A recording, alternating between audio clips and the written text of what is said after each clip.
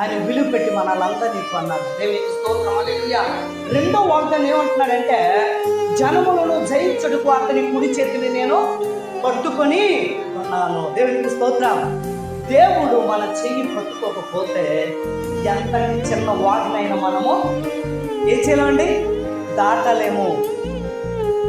దేవుడు మన కుడి చేతిని పట్టుకోకపోతే ఎంతటి మంచి మార్గంలో మనం వెళ్ళినా ఆ మార్గంలో మనకు జయము కలగదు.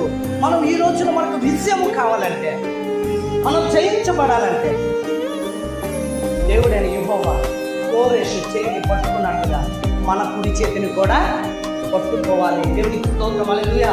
దేవుడు మన చేతిని పట్టుకోవాలని ఆశపడుతున్నాడు, కానీ మనం ఏం చేస్తున్నాం? ప్రభు చేతిని మనం విడిపించేసి దూరంగా వెళ్ళిపోతున్నాం. యోనా వలె పారిపోతున్నాం. మనం దేవుని సన్నిధి నుండి పారిపోతున్నాం. దేవుని విశ్వాసం